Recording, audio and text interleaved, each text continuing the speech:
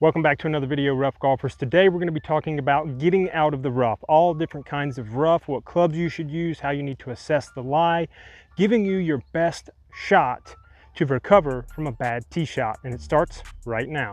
First thing you need to do once you land in the rough is assess your lie, because this is going to determine our club selection and what the possible outcome will be when we try to actually hit out of the rough. Now there are different types of rough. I'm in what you would call the first cut of rough, okay? So this grass is cut slightly taller than the fairway, and there's not going to be a ton of grass in between my club face and the ball at impact. There will be a little bit, but not enough to really hurt me negatively. So I could actually, if I have a clear shot to the green, I'd be comfortable with taking a fairway wood or something like that. That would be no problem. All right, so this is the second type of common lie that you're going to have to assess once you're in the rough, and this is deep grass rough, okay? This is hard stuff to get out of. Now, first thing when I look at this, what do I notice? The ball is buried. It's down in the grass. Grass is up over the top of the golf ball. It's going to be very hard to hit. So that makes a fairway wood a bad choice for this shot, and let me tell you why. If I set the fairway wood down by the ball, you can see all this grass in between the club face of the fairway wood and the golf ball. That is a lot of resistance. That's going to make poor contact between the club face and the golf ball. Your ball flight is probably not going to be what you want it to be, because there is so much stuff in between the club face and the golf ball, and this is just not a good club to hit. Let's say you just want to muscle through. Listen to this.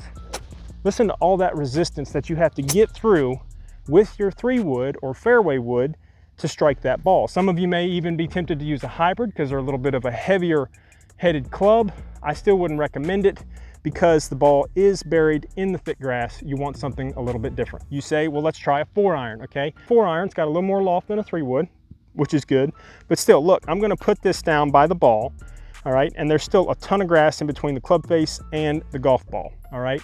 When the ball is buried deep like this, you want to take a wedge or a high lofted iron, 8-iron, 9-iron, wedge, something like that, because what you want to do is you actually want to strike down on the ball to pop the ball up and out of the grass, okay? You don't want the ball to travel through the grass because there's too much resistance.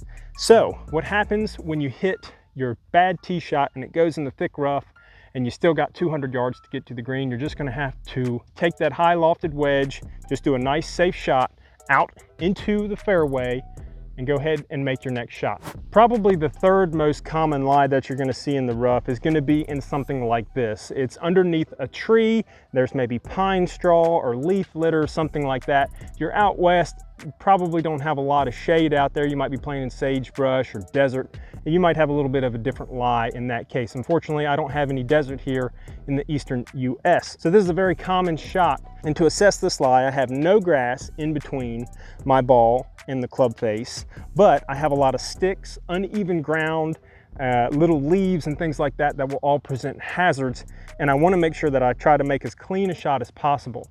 There's no hero shot here, okay? I've got a fairly nice open space here, but what I'm going to do is actually punch the ball out, okay? And what I mean by punching method is I like to take my 4-iron here, I choke up on it, all right? And then I'm just going to kind of do a little like that, just a nice little back and forward. That's all you need to get out of the rough. Don't try to go full swing. Don't try to do anything fancy. Just a nice little back and forward to get the ball out of here. Punch it out of the rough. That's going to be the best swing choice for you if you're in this type of rough. You just want to punch that bad boy out. Just like that, okay? It's out the fairway. It's rolling up to the green. And now I have an opportunity to make a good third shot instead of trying to make some sort of wedge hero shot, get caught up in these trees here, and then, you know, be crying in the cart 2 minutes later. We don't want that, guys. You might encounter other hazards like this in the rough. Careful, people, he's ferocious, and he will steal your ball. Now with club selection for the rough, you want to make sure that you choose the right club for the right shot, okay? Don't play the hero shot and try to take a 7-iron and go up through this little window right here, okay? Just take your little 4-iron and just do a nice little punch shot out into the fairway underneath the limbs. Keep it low, and you're gonna see the doe hit it high and make yourself cry. That's a good little saying you can carry with you into the rough, and trust me, that holds true. Now, one thing I did want to mention is whether or not you can rest your club in the rough. Yes, you can. You can rest your club on the ground in the rough, penalty free. But here's something a lot of you probably don't know, and that has to deal with moving loose impediments around your golf ball. So I'm in the rough here, I've got sticks, okay? I can get rid of those and move those away from my ball. I don't want my club to hit those sticks before I hit the ball. It's just gonna be a problem. But I've got a unique situation, so I'm gonna bring the camera in a little bit closer so you can see this. Hi there, wow, you're really tall now. Okay, so you can see that my ball has landed on this twig, which has got some pine shadows on the end of it, and the ball is actually resting on the pine shadow. So you may be tempted just to quickly reach down there and move the pine shadow out of the way. But what happened there? My ball rolled from here to here. Now I have to call a stroke on myself because my ball moved and I caused it to move, okay? It wasn't some natural force.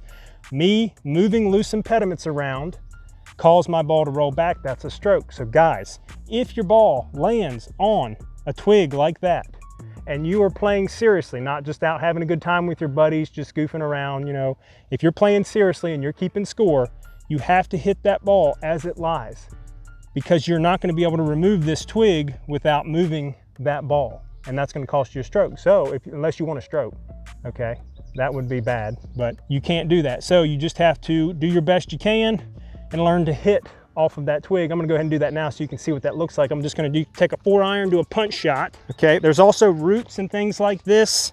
Guys, you know, unless the course has marked it ground under repair, which if that's the case, then you get free relief. So you'll be able to take a drop no closer to the hole off of that root or whatever. Unless they've classified that as ground under repair, you got to play it as it lies, okay? You can't move it off a root. All right, so we've covered how to assess the different types of lies you're going to encounter when you hit your ball in the rough. I've actually hit over here in the rough. I'm underneath these large pine trees, and I've got, I would say, some medium grass. It's not too thick. The problem is my path to the green is blocked by this large tree. So I see a lot of amateur golfers try to go for the hero shot, okay? When I talk about hero, I'm talking about they're trying to draw it around the tree like some kind of Tiger Woods, flipping his wrists and getting that ball to spin and land 2 feet from the pin. And that isn't realistic golf, guys, okay? If you want to get to scratch golf, if you want to play really good golf, all those golfers that I've talked to that are really good, they never go for the hero shot. They always go for the smart play and try to save par. Instead of trying to take this 4-iron and pull off some amazing draw shot, I'm just gonna do a little punch shot out there into the fairway, okay? And pop it on out, all right, guys? We just wanna play the safe shot here. Just like that. We're out in the fairway. I can chip up with a wedge, but you guys know if I'd gone for the hero shot and tried to draw that ball, it probably would have smacked the tree and rolled back 6 inches to where it originally landed, and that would be no good. Guys, if you enjoyed this video, then check out this playlist right here, chock full of videos about how to get started in the game of golf. Thank you so much for watching, and as always, keep on swinging.